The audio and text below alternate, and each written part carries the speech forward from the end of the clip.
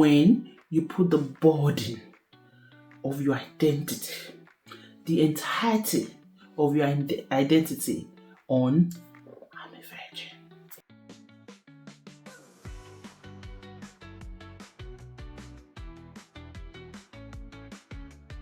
The third mindset we're shifting. You're welcome to my YouTube channel.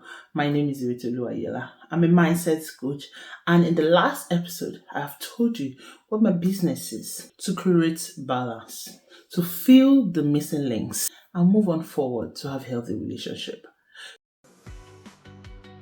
But then something can be added to it. What I've observed is that the fact that we have to add something to something does not mean it's not enough. Because these are things that if we have paid attention to life, read books, grown, it would have been added. But perhaps we're busy, perhaps we weren't sure if it was important, and perhaps this mindset I want to highlight, they were overwhelming in our mind.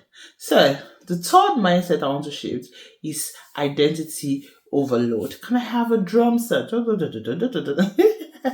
I wish there was a drum. Identity overload. You can begin to picture what could happen to a mind practicing sexual purity and having identity overload. And this is simple when you put the burden of your identity, the entirety of your identity on I'm a virgin. I've never been slept with. All of your identity, all of your value system, all of your labor of love on one thing. Identity is overloaded, and these are the impacts that it can make. The first one is that it can lead you to a kind of being judgmental about yourself and others. You think judging them and saying, you're not a virgin, I'm a virgin. No. Because you always want to show up perfect. You've judged yourself. You've concluded it is an act of imperfection if someone does not keep their body until marriage. But you have judged it. You've made it about yourself such that you are not hardened up to it. So it's not the fact that you have them. It's the fact that you are not hardened up to it. You are not adding values to it. You are not even allowing Holy Spirit to work in you, to add value to you. You just feel, because I'm a virgin, I'm enough. You're not. Now, this performance may begin to make you hide from dealing with things that you should deal with.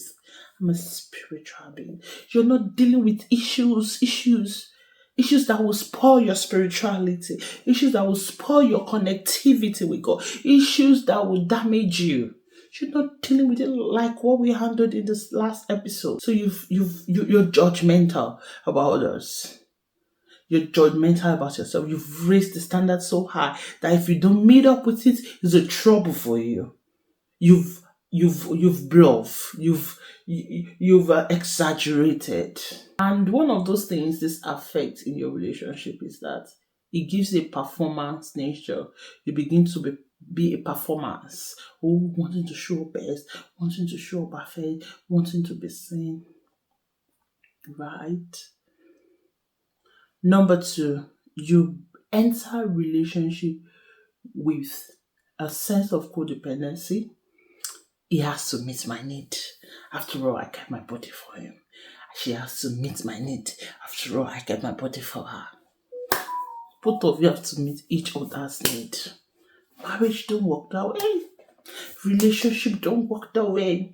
And can you imagine the battle that happens between two people who married and they were practicing sexual purity for whatever reasons, even if it's not biblical, even if it's for moral standard, and they have issues in their marriage. They begin to go like, you should honor me because I saved myself for you.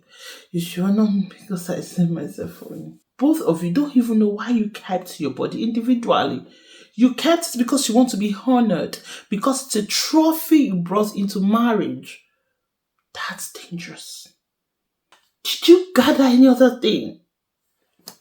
Beloved, if your self-worth is embedded in what you are practicing as a self control, then you haven't created balance. You have not created healthy connection. The third one is that it can blind you to red flags. I've talked about red flags. It can blind you to things that could go wrong because in your mind, I'm after all a virgin. I can marry a wrong person, and that's why we hear stories of people that say, "I even saved myself. He even made me as a virgin. He even do this. He even do that. She even do this. She even do that, but she's still not faithful." We all know what went wrong now, don't we? Now, let me save this. Let us save it. Let us find a solution. Save. Let's see sexual purity as an art that must teach us self control and a standard that is not meant to totally be a song of an award to shut every other part of our lives, but something to help us keep every other part of our life alive because we are practicing it to reduce distractions. Secondly, develop other form of identity, form of kindness, compassion, practicing boundaries. Build your identity in other things. Build them. Marry someone looking beyond the fact that they have sexual purity. Marry them because they have other value system that aligns with yours. And if you don't have any value system, that is the time to sit down and have the value system. Are you teachable? Are you learnable? Are you hardworking? Are you selfless? Are you creating balance? Do you know when to stop? Are you careless?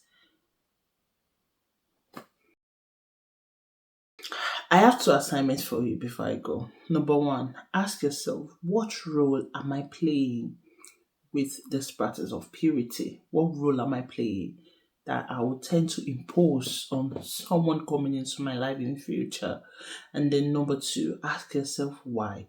Then number three, I said two, sorry. Number three, begin to create a chart to create a value system for yourself and for life. I hope to see you next week.